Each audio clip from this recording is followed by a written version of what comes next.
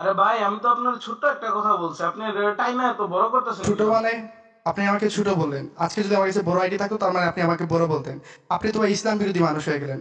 যা যেমন আছে তাকে ঠিক ওইভাবে আপনি অ্যাকসেপ্ট করা শিখেন ভাই। আপনি তো মুনাফিকের মতো কাজকর্ম করতেছেন। আপনার কথাবার্তা তো মুনাফিকের মতো, ইসলাম বিরোধী ভাই। আপনার নাম দেখে তো বোঝা যাচ্ছে আপনি একজন মুসলমান। মুসলমান হয়ে একজন অন্য অপর মুসলমান ভাইকে আপনি এরকম আপনার ভাই কি ইনসাল্ট করতে চান? ভাই ভাই থামেন ভাই, আমার আমার ভুল হয়েছে ভাই, আমি বহুত বড় ভুল করে ফেলছি ভাই, আপনি আমার মাফ করেন। এখন এটা বলেন ভাই, আপনি কেমন আছেন? আলহামদুলিল্লাহ ভাই, ভালো আছি। আপনি কেমন আছেন ভাই? আমি আছি ভাই, মোটামুটি ভালোই। এই যে ভাই, মোটামুটি মানে কি বুঝাইলেন? মোটামুটি মানে তো বডি শেমিং এর কাছে চলে যায়। মোটা মানে ছেলেদেরকে আপনি উদ্দেশ্য করে বলছেন, মোটি মানে মেয়েদেরকে উদ্দেশ্য করে বলছেন। এখানে আমার গ্রুপে আমার বোন আছে, এখানে আমার ভাই আছে, আপনিও আছেন। মোটামুটি দিয়ে আপনি কি বোঝাতে চাইলেন? মোটামুটি একটা বডি শেমিং এর পার্ট। এটা কোনো ব্যাকরণের কোনো বইতে নাই, না আছে কোনো ডিকশনারিতে। এই ধরনের ওয়ার্ড আপনি ইউজ না করলেই বেটার হয়, কারণ এটা দিয়ে মানুষকে কটূক্তি করে কথা বলা বোঝানো হয়। আপনার অবশ্যই এটা বিষয়ে ধারণা থাকা উচিত। তো নেক্সট টাইম আপনি যখন কথা বলবেন তখন মোটামুটি শব্দটা কখনো উচ্চারণ করবেন না, বিকজ ওই শব্দগুলো যখন আপনি উচ্চারণ করবেন অনেকের মনে আঘাত লাগতে পারে।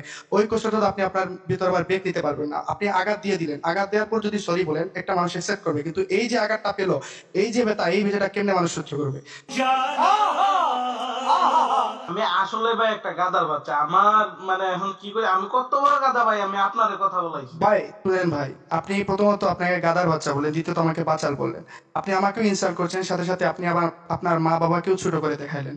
আপনি গাদা বাচ্চা হতে যাবেন কেন? আপনার মা বাবা আপনাকে জন্ম দিয়েছে, আপনি হয়তো হবেন সিংহের বাচ্চা, নয়তো বাঘের বাচ্চা। এই জায়গায় আপনি গাধা কেন টেনে আনলেন? আপনাকে আল্লাহ মানুষ করে বানাচ্ছে, সৃষ্টির সেরা জীব। তো আপনি সৃষ্টির সেরা জীব থেকে আপনি গাদার বাচ্চা হয়ে গেলেন, তারপর ভাই দিয়ে ভাই আমাকেও ভাই ইনসাল্ট করে ভাই আপনার। ভাই থামেন ভাই, ভাই আমার কথা শোনা। ভাই আমি সিংহের বাচ্চা ভাই। এই তো ভাই, আপনি এখন জানোয়ারের বাচ্চা হয়ে গেলেন।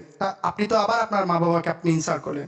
আপনি জানোয়ারের বাচ্চা হতে যাবেন কেন? আপনি হচ্ছেন একজন আদর্শ ছেলে, আদর্শ পিতামাতার সন্তান।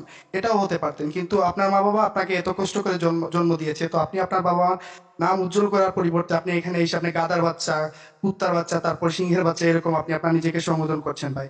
এগুলো আসলে ঠিক না। আপনার বাবা মা আপনাকে জন্ম দিয়েছে ওদের মুখ উজ্জ্বল করার জন্য। আপনি বারবার ভাই ইসলাম বিরোধী কথা বলতেছেন, বডি শেমিং এবং মানুষকে ইনসাল্ট করছেন, মানুষকে ছোট করে দেখছেন, কারো টাকা পয়সা নাই ওইটা নিয়ে আপনি কমেন্ট করছেন।